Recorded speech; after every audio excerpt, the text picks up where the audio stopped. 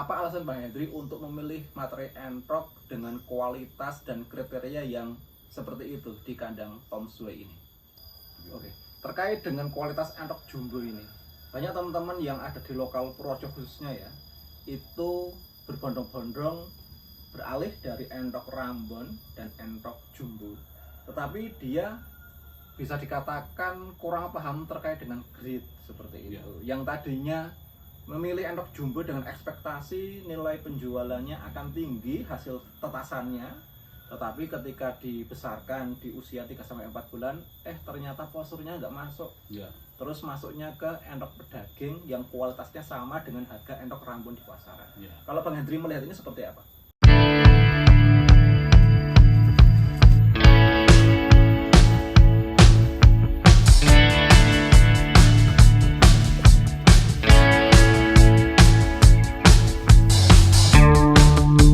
Assalamualaikum warahmatullahi wabarakatuh teman-teman. Selamat datang di channel Era Pelesiran Kandang. Pelesiran kali ini saya berada di kandang Tom Sue ya. Jadi bagi teman-teman pasti tidak asing dengan salah satu channel YouTube yang bernama Tom Sue yang beralamatkan di Desa Piji, Kecamatan Bagelen, Kabupaten Purworejo, Jawa Tengah. Kita akan ngobrol terkait dengan materi kandang milik Bang Hendri ya, selaku owner dari kandang Tom Sue. Dan nanti kita coba akan spill terkait dengan alasan mengapa Bang Hendri ini memilih untuk beternak entrok baik jumbo maupun Rambon dengan jenis yang bagus. Kita nanti akan coba cek kualitasnya, dan saat ini saya sudah dan bersama Bang Hendri. Halo Bang. Siap. Bagaimana kabarnya hari ini? Alhamdulillah. Oke Bang Hendri, terkait dengan materi kandang terlebih dahulu nih. Bang Hendri fokusnya ke entrok Rambon dan entrok jumbo ya. Jumbo. Grade-nya grade A. Kalau teman-teman melihat dari materi Bang Hendri ini adalah grade A. Tetapi kalau Bang Hendri menilai itu tidak ada grade di kandang Bang Hendri, itu mungkin nanti bisa disampaikan. Ya. Terkait dengan hal tersebut Bang Hendri, apa alasan Bang Hendri untuk memilih materi entrok dengan kualitas dan kriteria yang seperti itu di kandang Tom Sue ini? Ya, sebetulnya kan ini saya lihat dari potensi pasar sih Mas.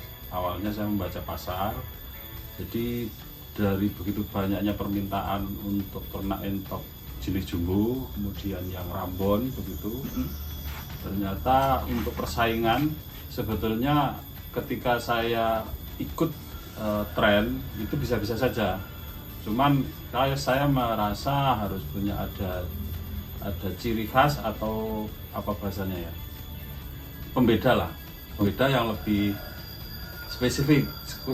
Kalau bisa ngomong, kalau skupnya sementara pada umumnya itu kabupaten, saya analogikan begitu ya, saya lebih sempitkan lagi ke kecamatan. Jadi jenisnya saya lebih spesifikkan lagi.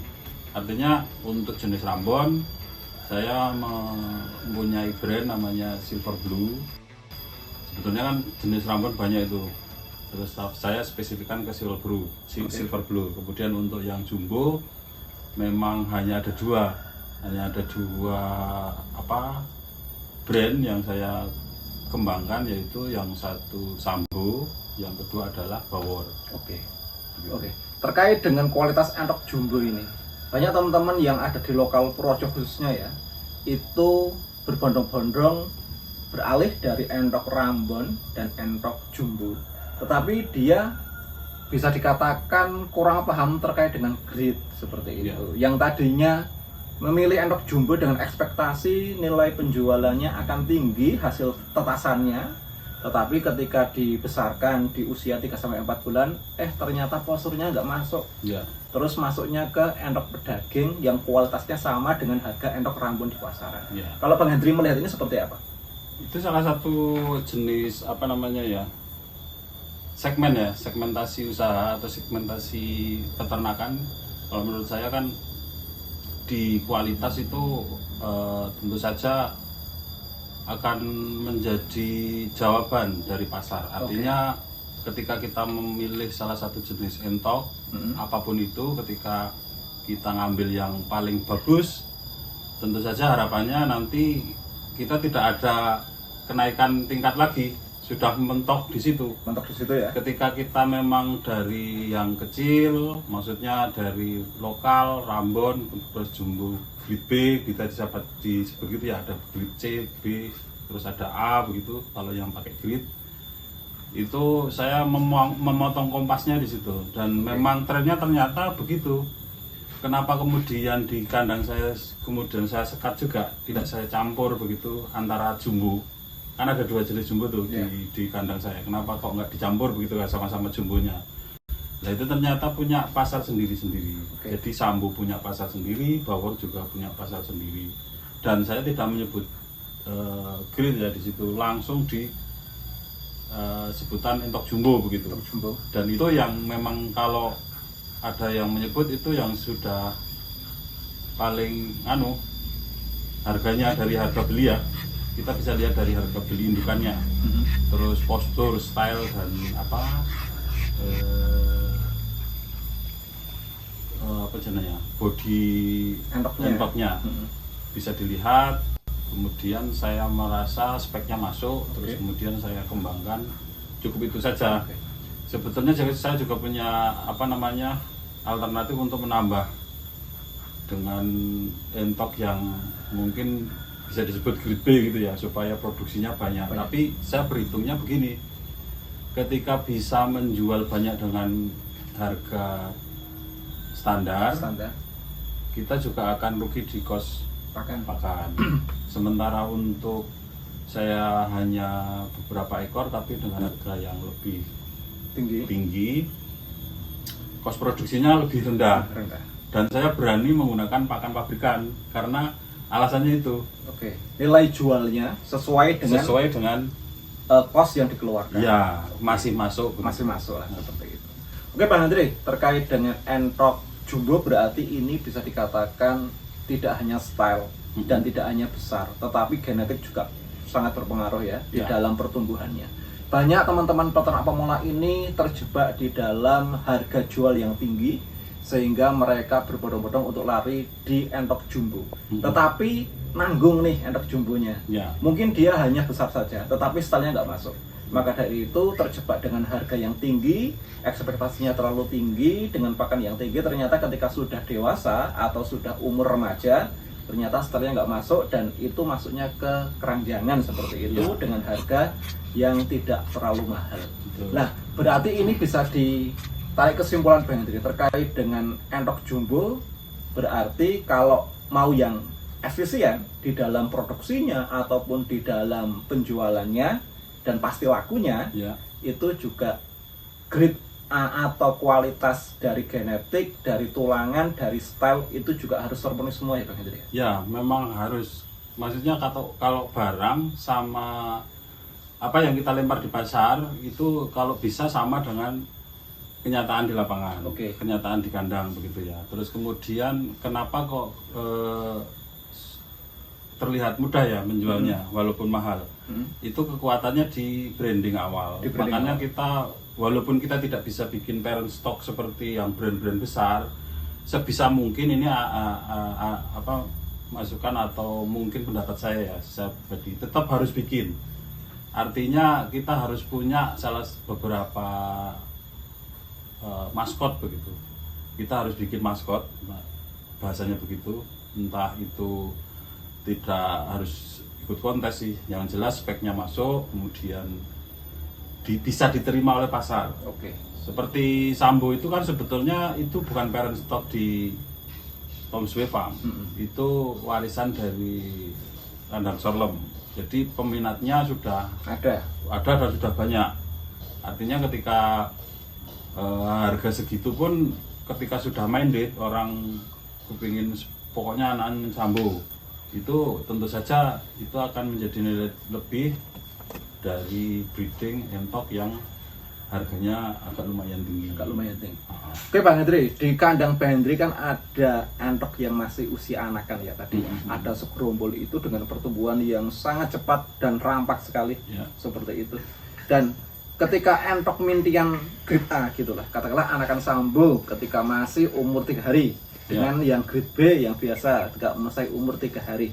Ini kan kalau diselaraskan walaupun anak Sambu lebih besar, tetapi kan stylenya mirip ya. Ya. Nah, kalau di Bang Hendri ini untuk menjual hasil ternakan Bang Hendri itu di usia berapa kalau yang usia anakan Bang Hendri? Karena saya fokus di breeding, sebetulnya saya butuh kecepatan untuk menjual anak. Perputaran ya?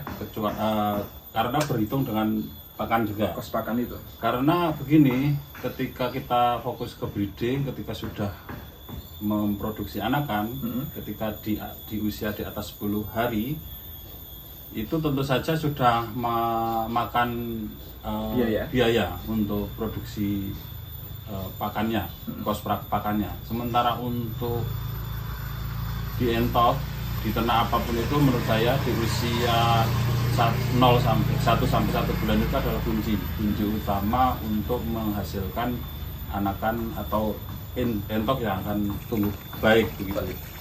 Karena di usia itu kan masih imunitasnya belum terbentuk, pencernaannya juga belum sempurna. Mungkin ketika dikasih treatment pakan yang bagus, tentu saja pertumbuhannya akan maksimal. Itu yang kemudian menjadi alasan seperti saya sebetulnya riskan menjual anak di DOE karena takutnya tidak seperti ekspektasi. Menurut saya memang kuncinya di situ. Meskipun entok itu buat panjang, besar, genetiknya bagus, tapi ketika perawatannya tidak sesuai, tentu saja tidak bisa seperti di kandangnya yang diambil indukannya. Kebalikannya, ketika ransum pakannya lebih bagus dari parent stocknya, mungkin bisa lebih besar dari yang ada di kandang yang diambil. Artinya memang kemudian banyak yang kepinginnya sudah menjaga ke gen. Oke. Iki gene wis apik wis genah engko iso gede, tapi pemberian pakannya standar atau apa asal-asalan begitu. Karena di awal pertumbuhan itu yang menjadi kunci dan itu yang kemudian agak tidak fair sih sebetulnya ketika kita kemudian dikomplain oleh kalau ada komplain ya. Alhamdulillah sejauh ini belum ada komplain. Kalau ada komplain biasanya kok pertumbuhannya sama nih kayak yang grade B umpamanya. Itu juga bisa jadi Mas. Bahkan umpamanya kita bisa mentreatment yang entok grade B dengan komposisi pakan yang bagus, bisa lebih dari yang grade A juga bisa. Nah, menurut saya loh, ketika pakan atau pakem kandangnya bagus. Oke. Terkait dengan perawatan Bang Hendri, berarti di kandang Bang Hendri, di kandang Tom Sui ini, ketika ada orang peternak pemula yang memesan, itu sejauh mana komunikasi untuk menargetkan pertumbuhannya biar maksimal? Ya, kalau saya sih dari sisi pemasaran ya strategi pasar saya memang kalau bisa repeat order. Oke. Kalau repeat order berarti kan saya harus menjaga kualitas nih. Oke. Dan semua yang ada di kandang ini saya berikan. Artinya begini. Rahasianya saya kasihkan. Oke. Untuk treatment supaya entok itu bisa tumbuh maksimal seperti yang diharapkan seperti di kandang sini. Oke. Gitu. Ketika itu kemudian berhasil, tentu saja tidak ada kekecewaan seperti yang saya sebutkan tadi.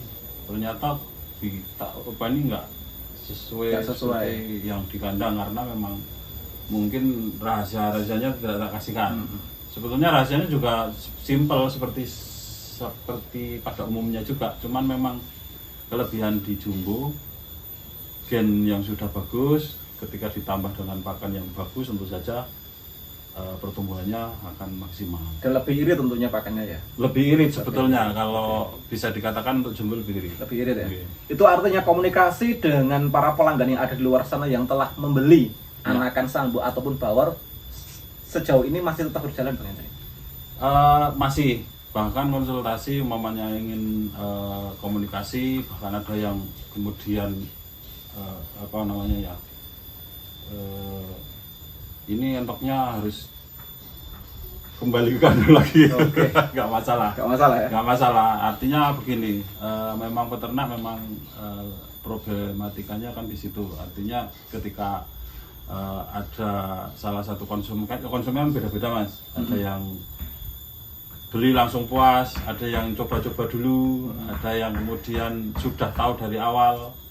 Ini tanpa harus menawar, dan itu kadang menjadi indikator bagi saya bahwa Kalau tanya sekali datang tanya harga itu masih belum tahu ini siapa. Kalau umpamanya sudah langsung saya pesan itu jangan dilihat lah, itu biasanya sudah repeat order ke berapa. Sudah pernah membeli dan merasakan pertumbuhannya seperti itu. Yang namanya minti di usia segitu dengan harga di atas 100.000 ini kan juga mungkin ada yang coba-coba ngecer, nanti diecer lagi ternyata nggak bisa gitu ya, karena memang dia tidak punya parent stocknya ya Pak Menteri ya. Jadi memilih genetik atau bibit endok yang bagus itu salah satunya teman-teman itu melihat genetik dan melihat indukan. Yang kedua adalah kejujuran dari peternak itu sendiri. Seperti itu. Dan sejauh ini saya nggak pernah ngambil di luar karena saya belum punya mitra. Maksudnya untuk Sambo pun masih produksi 2 kali kalau di tempat sini, dan itu juga belum produksi lagi di sana. Artinya di pembeli yang baru, artinya memang harus dari anakan ini nunggunya lah. Ini kan saya masih memikirkan bagaimana percepatan untuk pre-ordernya, jadi supaya listnya tidak terlalu lama menunggu. Lah kalau pre-ordernya terlalu banyak, kenapa Bang Hendri tidak kulakan aja? Sama-sama grade diambilin, dikatain ini anak Sambo gitu. Sebetulnya bisa, cuman saya memilih lebih amanahnya gitu ya. Aman aja lah, maksudnya daripada saya nanti bingung jelas ketika tidak sesuai dengan yang ada di kandang. Minimal ini sebetulnya gini, entok dengan gen atau sedarahan yang sudah jelas dan dia tumbuh tidak besar, itu masih bisa menghasilkan entok yang seperti indukan awalnya. Jadi jangan kemudian bahasanya, wah tidak sesuai dengan harapan. Bahkan di Rambon khususnya itu ada yang entok yang bentuknya rata cetha, tapi dia punya darahan dari silver blue-nya. Jadi hasilnya tetap, karena dia awalnya mungkin perawatannya kurang, terus kemudian dia bertelur, menetas, dan anak-anaknya bisa dirawat dengan baik, tentu saja akan lebih baik daripada indukannya. Dan dia punya darahan gitu, maksudnya masih punya gennya itu, genetik yang baik lah ya. Nanti walaupun nanti dia mungkin di anaknya atau akan kembali lagi sesuai dengan indukan awal. Iya, betul. Dan itu yang tahu hanya dari kandang, dari peternaknya. Ya, kalau saya ngambil dari luar kan saya nggak mungkin bisa menjelaskan atau bisa memastikan ini anaknya Sambo umpamanya. Itu artinya Bang Hendri tetap berpegang teguh dengan kualitas genetik yang ada di kandang Tom Sue ini. Ya, saya tidak terpengaruh dengan banyaknya orderan dan memilih jalan pintas untuk kulakan anakan endok yang lain. Gitu? Ya, saya merasa lebih aman seperti itu, Mas. Nantinya kalau Haji mumpung ya, banyak peminat, terus saya harus nyari sebenarnya gitu. Takutnya kandang saya yang rusak nanti ya. Oke Bang Tri, di tengah harga endok di pasaran yang anjlok ini ya, banyak faktor yang menyebabkan endok di pasar lokal mengalami penurunan harga. Itu kalau endok yang pedaging speknya. Kalau untuk yang spek di kandang Bang Hendri, bagaimana ini? Terpengaruh atau aman-aman aja atau lancar-lancar aja? Iya, kalau di kandang saya sebetulnya karena ini kan untuk materi kandang ya. Materi kandang. Bukan untuk kemudian konsumsi. Jadi saya rasa lebih aman di situ sih. Karena memang kalau di segmen pedaging mungkin kita harus punya tender kali ya di luar, permintaan harus banyak dan populasinya harus banyak. Kalau di tempat saya kan ini tidak terlalu besar, tapi permintaannya tetap ada untuk materi kandang. Baik itu yang masih DOE, terus kemudian yang sementara untuk yang indukan belum keluar. Karena masih ada beberapa yang masih saya simpan. Mungkin kalau kadang yang tidak bisa saya tolak itu kalau sambang kandang datang langsung ke kandang itu pasti harus nyaut pakai siji. Tapi kalau di permintaan online masih pada sabar untuk menunggu mendapatkan. Mungkin untuk sebagai jalan keluar atau solusi bagi para peternak yang spesifikasinya ke pedaging Bang Hendri. Pedagingnya. Apakah nanti bisa entok jumbo ini dijadikan daging dengan keadaan yang seperti ini, atau ada alternatif lain? Mungkin bisa diselangkan dengan entok Rambon yang hasilnya super atau seperti apa? Kalau menurut Bang Hendri ini sebagai solusi untuk usaha ternak skala rumahan dengan harga yang terjangkau dan pertumbuhan yang cepat, seperti apa Bang Hendri? Saya meyakini semua jenis entok itu nanti larinya ke segmen pedaging. Oke. Bahkan di Rambon kan dulu itu kan kontes warna. Kontes. Sekarang sudah mulai Ke pedaging ya? ke pedaging. Banyak yang dikembangkan untuk pedaging, begitu disilangkan dengan jumbo.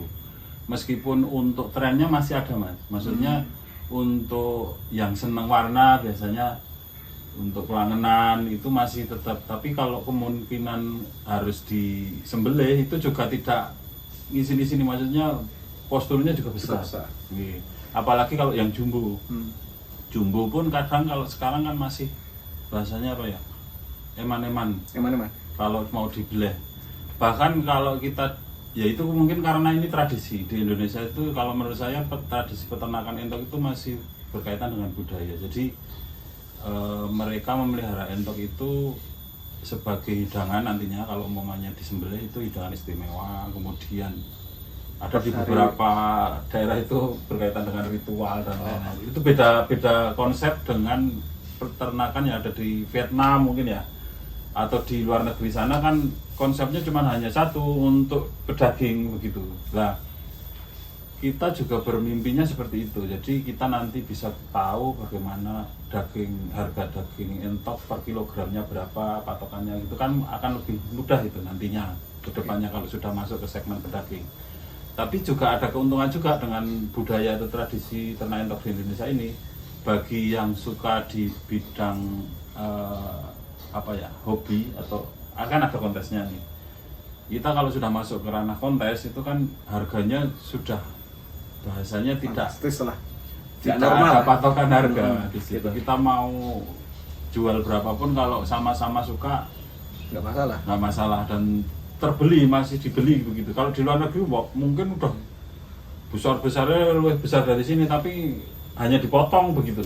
Kalau di sini kan masih ada kontesnya, dan itu menurut saya cukup jadi peluang juga. Walaupun nantinya kalau sudah kan karena industri peternakan kan memastikan harus populasinya besar, gede, modalnya juga banyak, terus kemudian ada pasar yang untuk menjual daging entok ini, dan sudah umum di supermarket ada daging entok. Kalau di Indonesia kan belum Mas. Belum ada. Telur juga belum. Telur entok saya belum pernah dengar ada orang jual telur entok untuk dikonsumsi, itu belum ada. Kalau di luar negeri kan sudah. Padahal telur entok itu besar, marem gitu ya. Besar. Goreng satu aja ya, udah cukup lah seperti itu. Iya. Itu artinya Bang Hendri, dengan pembahasan kita saat ini terkait kita yakin peternak entok dengan kualitas yang bagus, maka kita jangan ragu-ragu untuk melangkah ke sana, karena segmentasinya pun juga berbeda. Segmentasi entok yang kualitas kontes ada sendiri, segmentasi kualitas yang daging juga ada sendiri, yang Rambon pun juga ada sendiri. Jadi kalau menurut pembahasan yang saat ini kita lakukan, ketika ditarik benang merahnya, bahwasanya entok itu segmentasinya berbeda-beda.